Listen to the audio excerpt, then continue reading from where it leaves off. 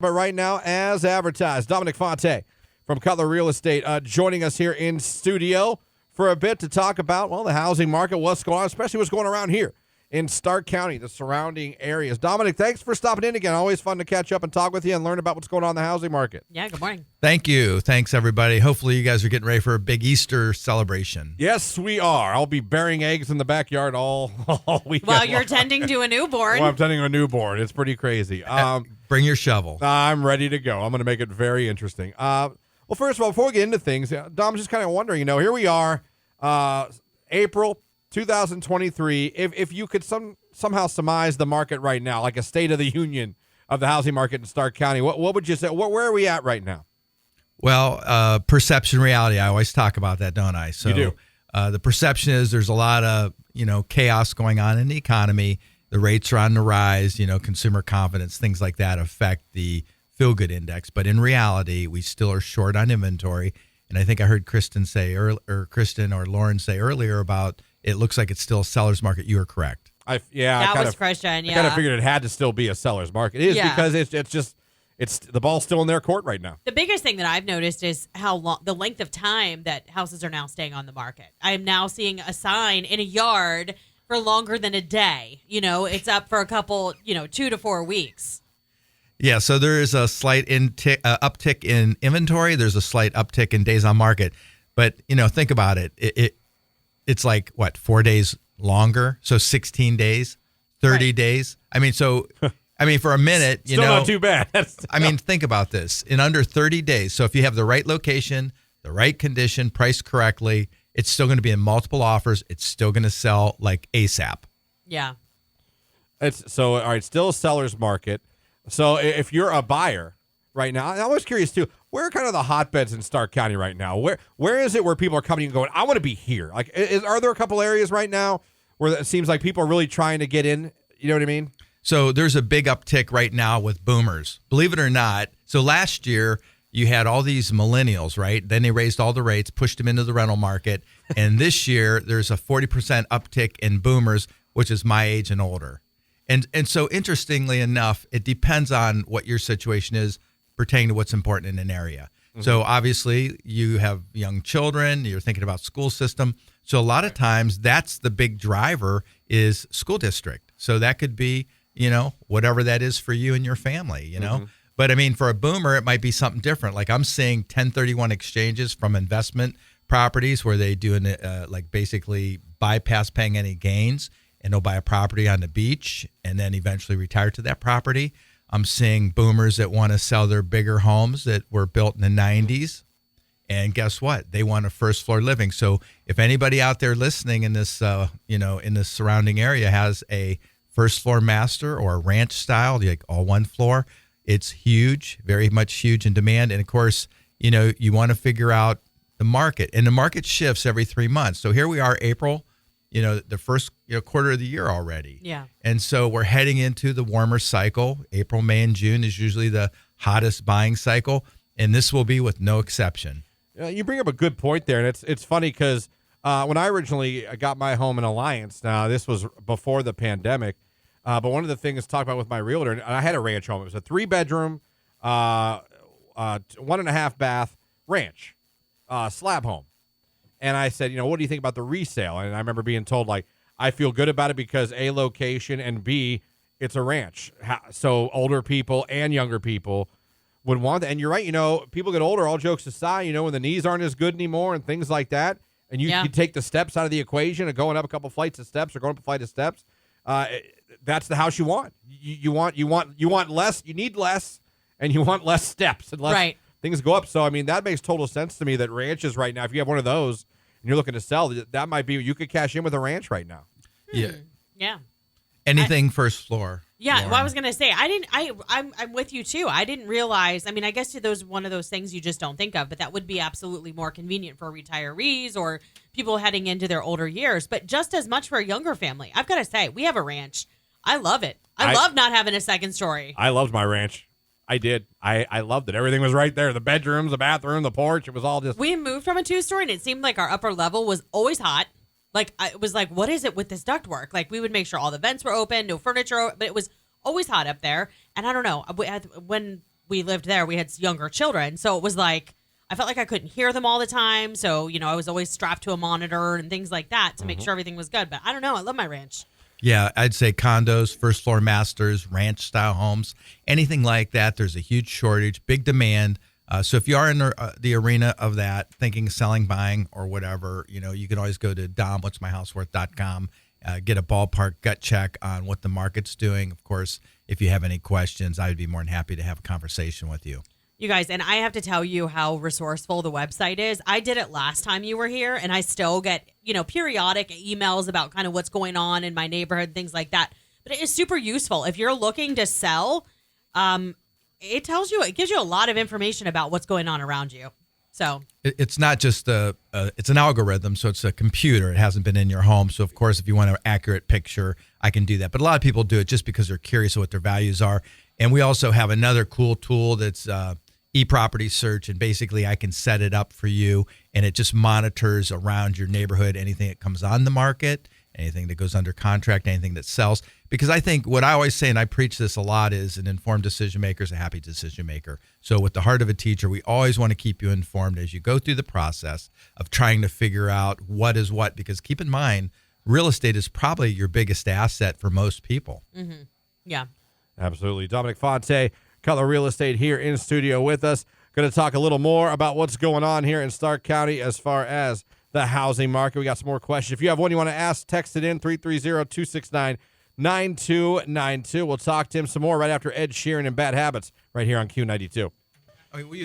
Ted Sheeran, Bad Habits right here on today's hit music Q92. Again, coming up in a little while, missed connections from Craigslist, but we're still talking to Dominic Fonte from Cutler Real Estate here in studio, talking with us about the housing market. And we were talking about the market last segment. Now, I'm sure a lot of people out there might be thinking, Lauren, I want to sell my house. Yeah, I'm looking to sell, or I'm interested. I'm interested in maybe selling it. What do I do? How do I do it? How do I get a feel? What should I do to get it ready for the market? Yeah, we were kind of talking off air. Dom and I were, and tell them what you said the biggest question that you get is. So here's the tricky part. So since it's still a seller's market, and if you sell your home and it's in the right condition, location, and pricing strategy, it will sell. But here's what the trick is. So do I sell first, get the money, and then buy a property? Can I buy a property before I sell? Or is there some combination of in between? So if you say, well, I really need the money from my home in order to buy, how do I do that? So if, let's say, just for safety, conservativeness, I want to sell my home and then luckily find a home.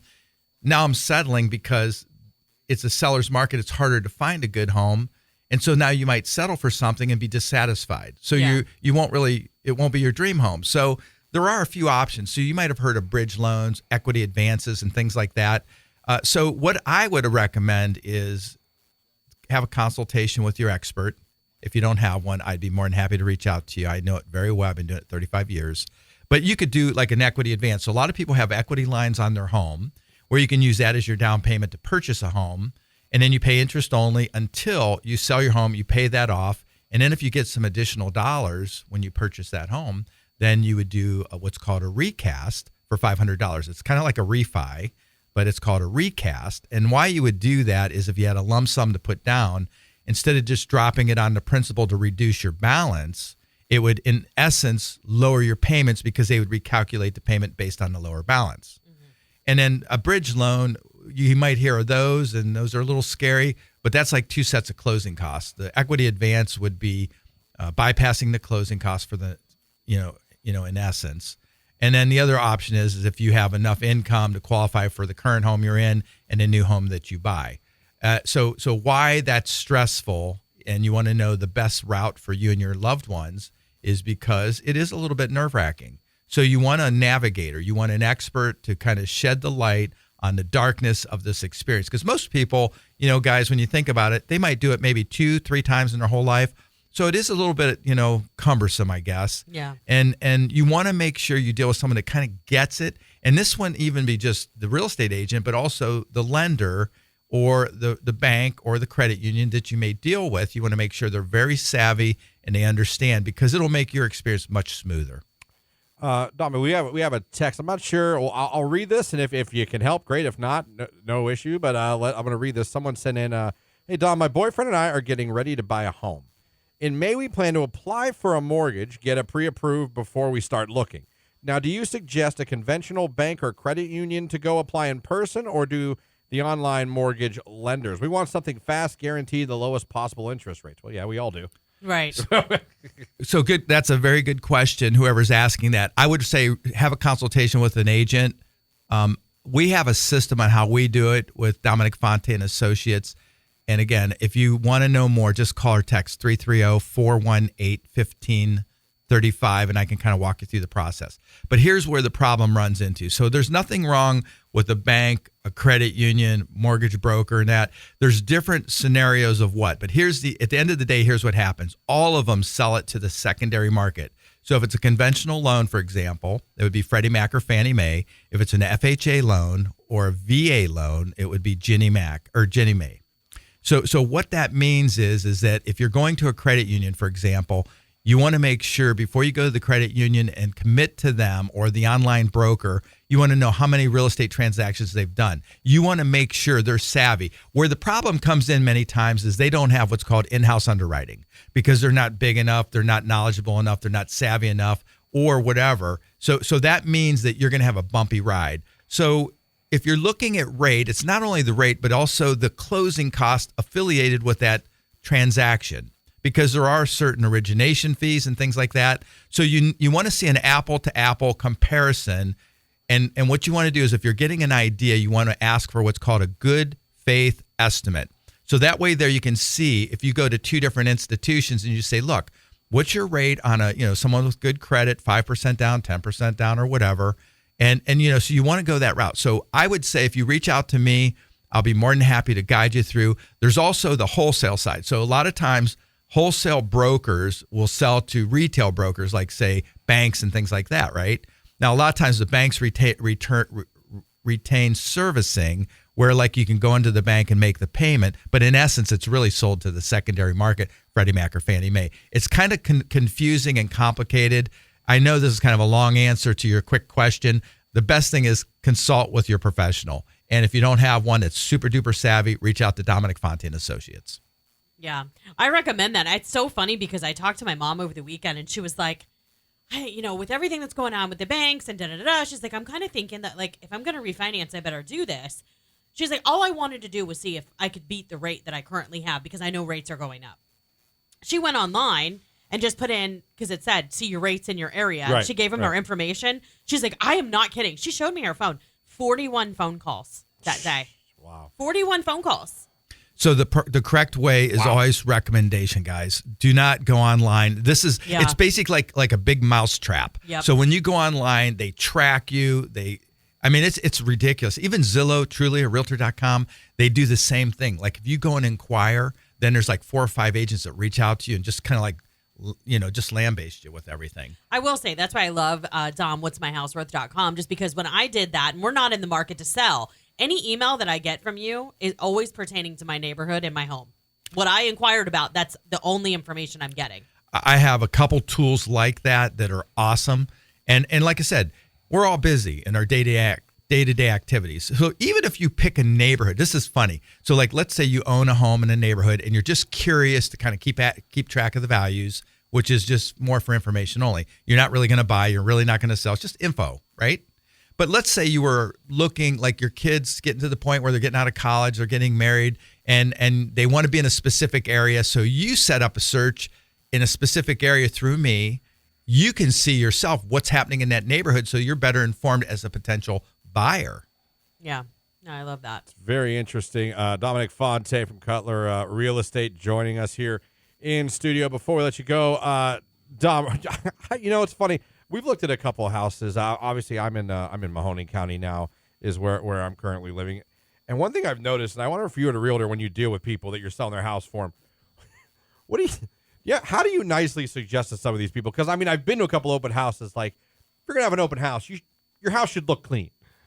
Do you know what I mean? Like your house. You've gone to open houses where it's like a wreck? I've gone to some where the people that live there are watching TV in the living room, and it was the most awkward. I swear to you. Am I lying? Has that happened? anything and everything can happen I'm in this telling industry. you. Oh I went to my one, gosh. and the lady was watching TV eating popcorn. I never felt more uncomfortable in my life. Oh my gosh, I was like, no. let's go. I want It to go. would be spick and span. I would have baked cookies to make the house smell good and put them out on the counter. So Like, Because, I mean, honestly, Get as a out of realtor, Dodge. as a realtor, you got to do some coaching sometimes. You know what I mean? let me just give you now keep in mind, guys. So I've been through a lot of adjustments over the course of 35 years. Absolutely. Okay, so think back 20 years. Oh, I was only 5 years old, so you may not know this, but 20 years ago, before technology, yes, open houses and all those things were necessary. In today's times with technology, photos, safety factors, I would never in a million years do an open house unless it's a builder showcasing his spec or his model. But technically what happens is, think of this as a potential seller. So, you only know what you know until you know more, right? Right. So my job is to inform your listeners so they know more. So check this out. So let's say you have an open house. Your agent says, oh, we're going to have an open house. Yay. And bake some cookies. Yeah, by the way, can you guys leave? Don't sit and watch TV. But in reality, think about who comes through the door. Okay, we'll say neighbors Nosy first. neighbors. Okay, right. Yep. So let's start Good with point. the neighbors. Now, Good once point. we get done with the neighbors, the rest of the people come in. Do you really know their qualifications? Do you know what their intentions are? Do you know if they have maybe they come in your house and they leave a window open? Maybe they come back later. Maybe they're looking through your private, items. So the point is if you have 3 or 4 people in the house with one agent, it's not safe. So I prefer everything by appointment only because it's safer, I like it's that. wiser, Yeah. and you want a pre-approved person. The bottom line is, guys, is that you want to have, as an agent, if I have an open house, it's to pick up lead generation for the agent. But at the end of the day, if I'm representing you as a seller, what I want to do for you is protect you and get the best qualified prospect. That's by appointment only. Nothing to do with opening your house up to all these crazy people. You don't even know what their intentions are. That's a very good point. Well, not only that, but if I'm a buyer and I'm going to an open house, which I've done, I've done that. We've done the circuit, the circuit of homes and all that kind of stuff when a new development goes in, the parade of homes and everything. We've done all of that. But if I am a serious buyer and I want to talk to my husband about a house's true potential, I don't know that I'm going to do it at an open house. So I'd rather have that private showing. I mean, think of it like this.